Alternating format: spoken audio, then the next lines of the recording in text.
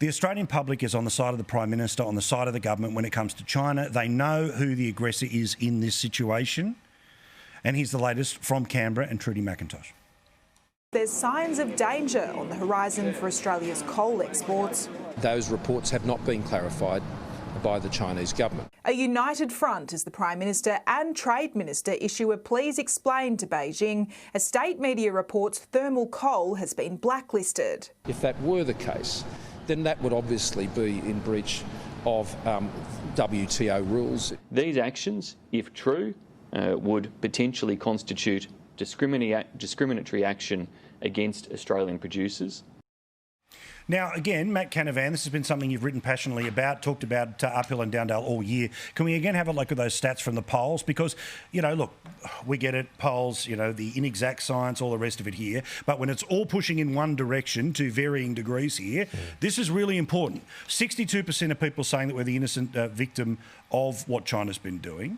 59% of ALP voters say that Australia is innocent on this question.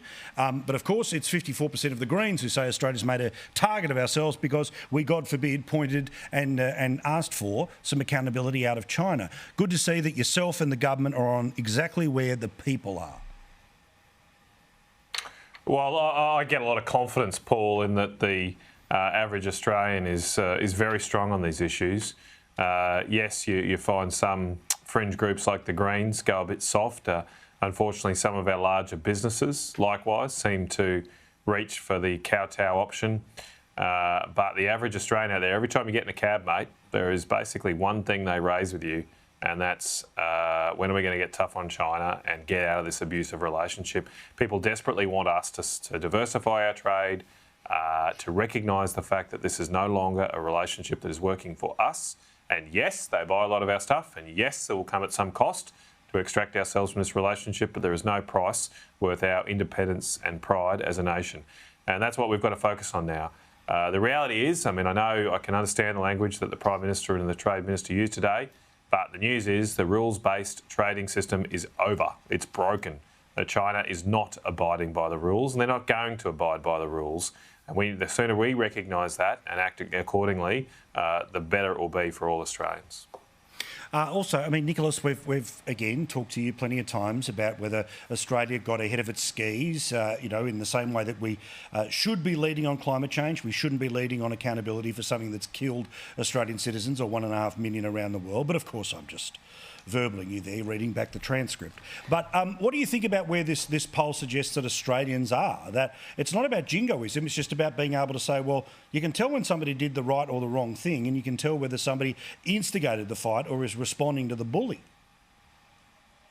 Yeah, look, I'm not surprised by the poll results, Paul. I mean, Australia should always assert its sovereignty and stand up for our values, and we shouldn't allow ourselves to be bullied. And look, if there's abuse going on in the world, whichever country it goes in, we're a country that should call it out. But I would put it to you that the debate is not quite as black and white as Matt has tried to make out. And there is some, there's some light and shade here, and it's not as powerful a rhetoric as someone like a Matt can use, because he sees it in very black and white terms.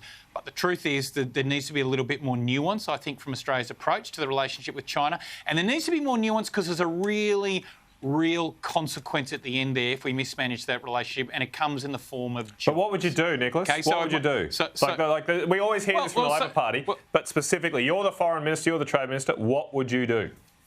Well, so to start with, I mean, did Australia really need to be the first country in the world to go out and call for an international inquiry into what happened in Wuhan? Did we really need to be the first country in the world to say you can't use Huawei kit in our telecommunications system? So here we are. Just let me finish my point. So here we are, we're a middle power. We're not the US. You'd let Huawei build our 5G network, right?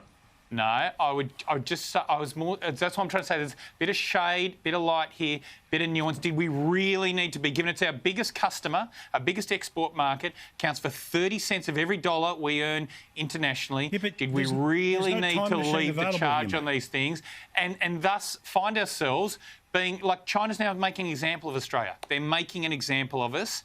And that's going to have a huge cost in terms of Australian jobs. It's already having had an impact on jobs in my workplace at the university, and soon it's going to have a really huge impact in your neighbourhood in those coalfields. Absolutely, absolutely, mate. I say everything I say. Everything I say is with the knowledge that it will impact on my part of the world probably more than others. But the point here is that there is no justification at all for any country to take the kind of action responses China has just for a nation asking for an independent inquiry over a global pandemic that's killed millions of people, as you've said before on this show, and caused untold economic damage. There is no justification for that at all.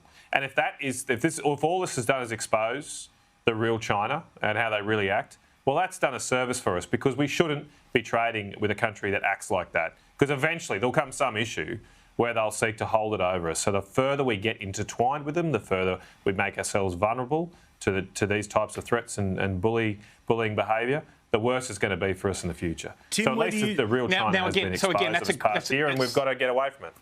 Yeah, okay, Nick. So again, it's an example of where a deft hand is needed. And I'm not saying these things are simple. There's complexity here. But, Matt, there was always going to be some sort of international investigation about the origins of this pandemic and what happened. And we saw that, and ultimately the Europeans led a terms of reference through the World Health Organization, and that inquiry is happening. My point is, did we really need to be the country that led with our chin on this out there for it was about 10 days calling for this investigation? It very much got noticed in China, and the fact is we've got more to lose than pretty much any country from China's response on that. So again, do I think there should be an international investigation? Absolutely. But I'm trying to make the more sophisticated point that sometimes you just got to play your cards a bit smarter, and especially for Australia, because there's a real jobs consequence that's going to happen now for how I think we have misplayed some of these issues.